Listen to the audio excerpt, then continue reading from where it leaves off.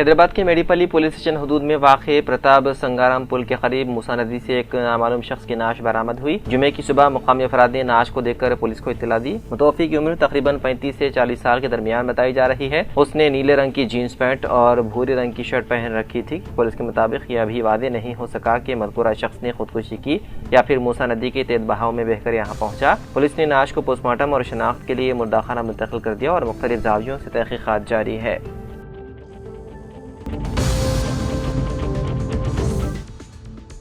तेलंगाना प्रदेश Congress committee के सदर महेश कुमार गौड़ ने वज़ीर आला रेवंत रेड्डी से इख्तिलाफ़ात की खबरों को मुस्तरद करते हुए कहा कि उनके दरमियान किसी भी किस्म की दूरी या इख्तिलाफ नहीं है और दोनों रोज़ाना फ़ोन पर बात करते हैं। मीडिया से गुफ्तगू करते हुए महेश कुमार गौड़ ने कहा कि मेरे और रेवंत रेड्डी के दरमियान कोई खला नहीं है। हम दोनों हर रोज़ फ़ोन पर गुफ्तगू करते हैं और हमारे दरमियान बेहतरीन हम आहंगी और बाहमी एतमाद मौजूद है। उन्होंने कोऑर्डिनेशन कमेटी के राउंड टेबल इजलास से मुतालिक सामने आने वाली क़ियासाराइयों पर भी वदाहत पेश की। उनका कहना था कि इजलास खुलेआम मकाम पर मुनक़िद किया गया था, जिसकी वजह से बाज़ अफ़राद को ये तासुर मिला कि वंशी चंद्र रेड्डी इजलास की सदारत कर रहे थे। महेश कुमार गौड़ ने कहा कि चूँकि कोऑर्डिनेशन कमेटी का इजलास खुली जगह पर हुआ, इसलिए तस्वीर देखकर कुछ लोग गलत फहमी का शिकार हो गए हैं और ये समझ बैठे कि वंशी चंद्र रेड्डी ने जायज़ा इजलास मुनक़िद किया था। उन्होंने मज़ीद कहा कि वज़ीर आला रेवंत रेड्डी के लिए ये ज़रूरी नहीं कि वो हर मामले की तफसीलात कोऑर्डिनेशन कमेटी को बताएं। उन्होंने वादे किया है कि कांग्रेस पार्टी और रियासती हुकूमत की क़ियादत के दरमियान मुकम्मल हम आहंगी है और इख्तिलाफ़ात की खबरों में कोई सदाकत नहीं है।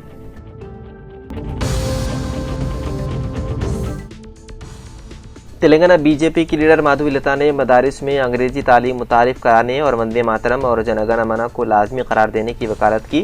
उन्होंने कहा कि मदारिस के तलबा में हुब्बुल वतनी के जज्बे को फ़रोग़ देना वक्त की ज़रूरत है। माधवीलता ने उत्तर प्रदेश के नायब वज़ीर आला केशव प्रसाद मौर्य के उस बयान की भी तायीद की जिसमें उन्होंने मदारिस को मुबैना तौर पर दहशतगर्दी की फैक्ट्री करार दिया था। उन्होंने दावा किया है कि अवाम ने आज तक हकीकी मानों में ना तो कुरान की तालीम को देखा है और ना ही ये समझा है कि इस्लाम बच्चों की किस तरह तरबियत करता है। उनके मुताबिक बाज़ अनासिर की जानिब से जिहाद, दहशतगर्दी और असलाह से मुतालिक बातें सामने आती रही हैं, जिसकी वजह से गलत तासुर पैदा होता है। माधवीलता ने मजीद कहा कि अगर एक बच्चा मुसलसल ऐसे माहौल में तालीम हासिल करे जहाँ उसे सिर्फ मुल्क मुखालिफ सोच सिखाई जाए तो उसके जहन पर मनफी असरात मुरतब हो सकते हैं। उन्होंने ये भी इल्ज़ाम लगाया है कि बाद बच्चों के जहनों में दूसरे मदाहिब के मानने वालों के खिलाफ नफरत के बीज बोए जाते हैं। माधवीलता का कहना था कि मदारिस के कई तलबा अंग्रेजी तालीम से महरूम रहते हैं, जिसके बाइस उन्हें मुस्तकबिल में रोजगार और दुनिया के साथ कदम मिलाकर चलने में मुश्किलात पेश आ सकती है। उनके मुताबिक ये बच्चों के साथ नाइंसाफ़ी है, इसलिए मदारिस में अंग्रेजी तालीम को लाजमी बनाया जाना चाहिए ताकि वो जदीद दुनिया के तकाज़ों से हम आहंग हो सकें। उन्होंने मुतालबा किया है कि मदारिस में तलबा के अंदर हुब्बुल वतनी का जज्बा पैदा करने के लिए वंदे मातरम, कौमी तराना, जनगण मन और जय बोलो भारत माता जैसे नारों को भी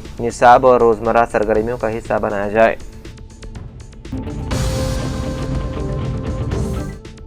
तेलंगाना हाईकोर्ट ने कोंडापुर में मुबैना तौर पर नोटिस जारी किए बगैर की गई इन्हिदामी कार्रवाई पर हाइड्रा और महकमे रेवेन्यू के अहदेदारों पर सख्त बरहमी का इजहार करते हुए कार्रवाई के तरीक़ेकार पर कई अहम सवालात उठाए हैं। ये रिमार्क्स अदालत ने पी सुधारानी की जानिब से दायर दरख्वास्त की समाअत के दौरान किए। दरख्वास्त में मौक़िफ़ इख्तियार किया गया है कि रंगारेड्डी जिले के शिलिंगमपल्ली मंडल के कोंडापुर में वाक़े सर्वे नंबर 60 में उनके 350 मुरब्बा गज के प्लाट के अतराफ तामीर की गई बाउंड्री वॉल और चौकीदार के कमरे को हाइड्रा ने मुनहदिम कर दिया। दरख्वास्त के वकील ने अदालत को बताया है कि इन्हिदामी कार्रवाई से कबल किसी भी किस्म का नोटिस जारी नहीं किया गया। उन्होंने ये भी निशानदही की है कि हाइड्रा की जानिब से अदालत में दाखिल किए गए जवाब में भी कहीं ये जिक्र मौजूद नहीं कि मुताशरा फरीक को पेशगी नोटिस दिया गया था। इस पर हाईकोर्ट ने सख्त बरहमी का इजहार करते हुए रिमार्क्स दिए। ये क्या तरीका है कि नोटिस दिए बगैर इन्हिदामी कार्रवाइयाँ की जा रही है? क्या इसलिए नोटिस नहीं दिए जाते कि मुताशरा अफराद अदालत से रुजू न कर सके? क्या रातों रात सब कुछ गिरा दिया जाए और लोगों को कानूनी चाराजोई का मौका न मिले? समाअत के दौरान अदालत ने यह भी दरियाफ्त किया कि मुतालिका अरादी को सरकारी जमीन करार देने की तस्दीक किस बुनियाद पर की गई।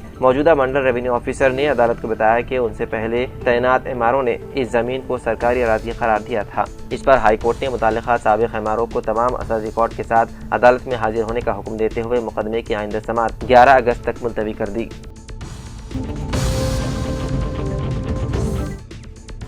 निर्मल के मशहूर सानिया ज्वेलर्स के प्रोप्राइटर एम ए सादिक की सालगिरह मुकामी दफ्तर सियासत निर्मल में केक काट कर मनाई गई। इस मौके पर सीनियर कांग्रेसी कायद अनीस अहमद खान, मोहम्मद जाहिद अली मालिक आई फंक्शन हॉल, अलहाज अब्दुर्रहमान मालिक Madina hotel, Mohammed Bahauddin contractor, Syed Jaleel Azhar staff reporter Urdunama Siasat, Syed Ismail Nasir division reporter Urdunama Siasat, Mohammed अफसर के अलावा दीगर मौजूद थे। इस मौके पर एम ए सादिक को शालपोशी करते हुए तहनीत पेश की गई। तमाम दोस्त अहबाब ने उनकी सालगिरह पर मुबारकबाद पेश करते हुए नेक तमन्नाओं का इजहार किया।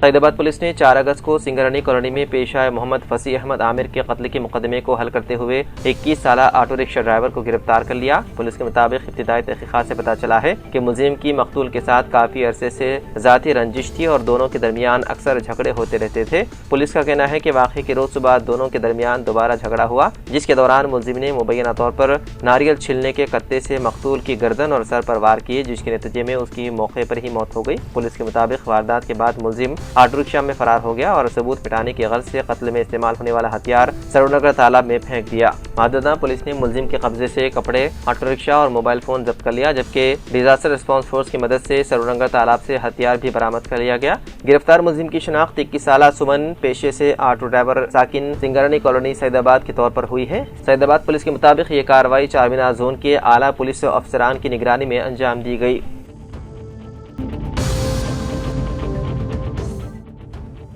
यूपीआई डिजिटल लेन देन पर चार्जेस आयद किए जाने की तजवीज़ से मुतालिक खबरों और आवाम में पैदा होने वाले खदशात पर मरकजी वज़ीर फाइनेंस निर्मला सीतारमन ने सोशल मीडिया के जरिए वजाहत पेश की। उन्होंने वादे किया है कि पार्लियामेंट से मंजूर शुदा नई कानूनी तरामीम के बाइस आम सारिफीन और खरीदारों पर किसी किस्म का इजाफी चार्ज आयद नहीं होगा। वज़ीर फाइनेंस के मुताबिक ये फैसला साल 2020 से नाफिज जीरो मर्चेंट डिस्काउंट रेट यानी कि जीरो MRD निज़ाम में तरमीम के लिए किया गया है। निर्मला सीतारमन ने कहा कि यूपीआई खिदमात इस्तेमाल करने वाले आम लोगों से कोई चार्ज वसूल नहीं किया जाएगा। अगर कोई फीस आयद की भी गई तो वो सिर्फ डिजिटल अदायगियाँ कबूल करने वाले ताजिरों पर होगी। आम सारिफीन पर इसका बोझ नहीं डाला जाएगा।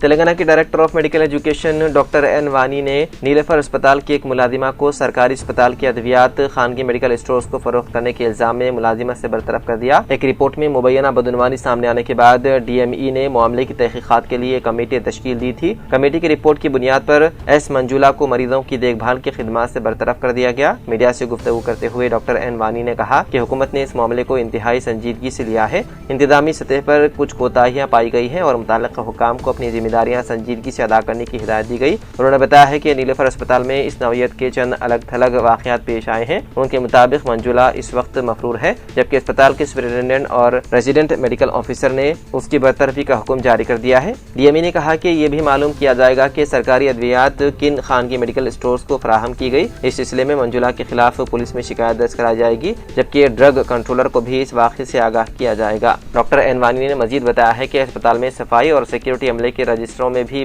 बाज़ बेज़ाब्तगियां पाई गई हैं। उन्होंने अस्पताल इंतजामिया को 1 हफ्ते के अंदर उन खामियों को दूर करने की हिदायत देते हुए खबरदार किया कि बसूरत दीगर मुताल्लिक़ा जिम्मेदारान के खिलाफ कार्रवाई की जाएगी।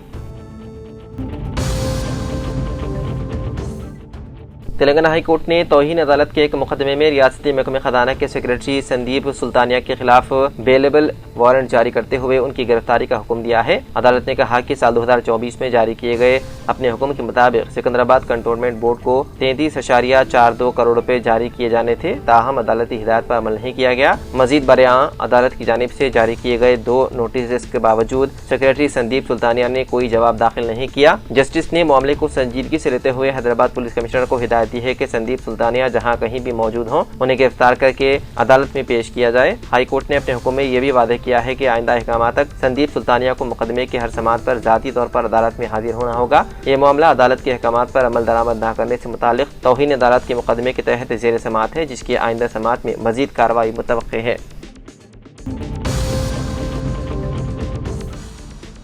तेलंगाना के वज़ीर आला रेवंत रेड्डी ने हिंदुस्तान में अमरीकी सफ़ीर सर्जियो गौर से मुलाकात की और तालीम, रोजगार, सरमायाकारी, टेक्नोलॉजी, रिसर्च और दीगर शोबेजात में बाहमी ताउन पर तफसीली बातचीत की। नई दिल्ली में आधे घंटे तक जारी रही इस मुलाकात में रेवंत रेड्डी ने कहा कि तेलंगाना में काबीनी, रोजगार, सरमायाकारी और जदीद टेक्नोलॉजी के तहकीकी शोबों में अमेरिका के साथ इश्तिराक को मजीद मुस्तहकम बनाने की जरूरत है। उन्होंने आला तालीम के लिए अमेरिका जाने वाले तेलंगाना के तलबा को वीजे की तादाद में इजाफा, वीज़ा अपॉइंटमेंट्स की बरवक्त फराहमी, इंटरव्यू स्लॉट बढ़ाने और वीज़ा दरख्वास्तों की जल्द यकसोई पर जोर दिया। रेवंत रेड्डी ने अमेरिका में मुख्तलिफ शोबेजात में खिदमात अंजाम देने वाले तेलंगाना प्रोफेशनल्स को दरपेश मसाइल से अमरीकी सफीर को वाकिफ करवाया। उन्होंने H1B वीज़ा की प्रोसेसिंग, रिन्यूअल और वीज़ा स्टैंपिंग के अमल को मजीद आसान और तेज बनाने पर जोर दिया, जबकि वीज़ा कवानीन में इम्कानी तब्दीलियों से तलबा को पेशगी तौर पर आगाह करने की दरख्वास्त की गई है।